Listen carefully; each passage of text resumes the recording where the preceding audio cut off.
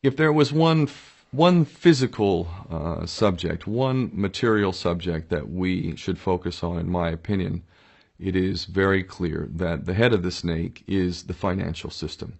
We can argue till the end of time about who runs the world. Is it the Jesuits? Is it the reptilians? Is it the Illuminati? Is it the Freemasons? We can go on and on and on and on about this. But I don't think it is reasonable to even begin arguing about the mechanism that is used to exert this control. The mechanism is finance. The whole point of finance is to indebt, otherwise to enslave. What is a mortgage? I mean, what does that stand for? It's a death grip. So when you get a mortgage, you have a death grip held over you because you are in debt. You don't even own the house. The bank owns the house that loans you the money to buy the house, unless you're fortunate enough to have all the money to buy it outright. And even then, you can be taxed by the government, and if you fail to keep up with those taxes, the government can then take it from you. The whole system is based on a financial fraud which effectively takes the power that we have and it gives it to a tiny group of individuals who are running the world through the control of finance. With the infinite supply of money that we have allowed them to take, they have literally an infinite supply of money, and with that money, and from their psychopathic point of view, they have bought everything and everyone who can be bought.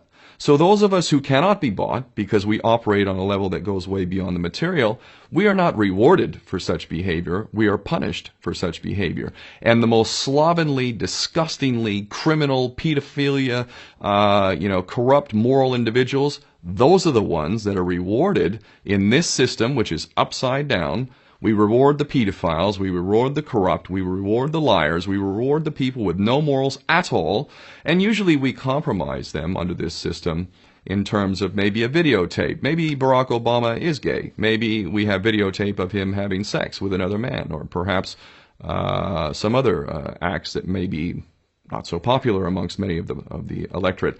Or maybe we have videos of political leaders having sex with little boys or little girls. If I was in charge of the world and I was a psychopath and completely drunk on my own power, you can bet damn sure that's what I would do. I wouldn't allow anyone in a position of power who wasn't completely compromised. When you have an infinite supply of money, you can do this. Take that supply of money away, take that power back, put it in the hands of the people, get rid of fractional reserve banking, which is an obscenity in itself. Listen to the lessons of Jesus Christ if you're a Christian who got really pissed off when he went to the temple and he saw what the money changers were doing.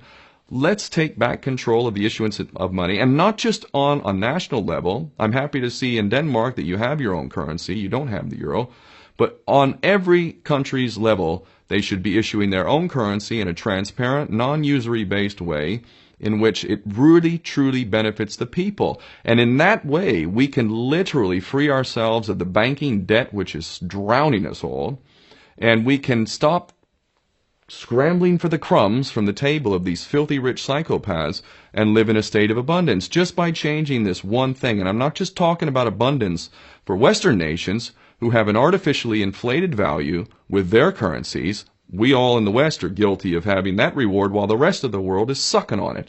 Every nation in the world can use a sensible financial policy to liberate themselves, to have world-class education, infrastructure, everything that a healthy society would require can be had in the worst, most corrupt African country, in any part of the world. We can all have that if we simply change that one thing. John F. Kennedy did that about 6 months before he was taken out. He issued United States notes as opposed to Federal Reserve notes. I can assure you the powers that be knew the power of that act, and they took him right out. So the bottom line is, if we as people understand this very simple principle, just this one thing, change this one thing, we can solve every other problem you can name. I don't care what the problem is.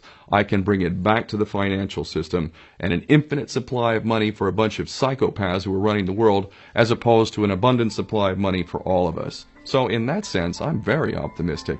This is not rocket science. I am not the smartest guy in the room. We can all understand this. And as soon as we do, we can exercise the same power that we had, but relinquish, and we can have a future for ourselves and our children. There's a lot to be optimistic about, quite frankly.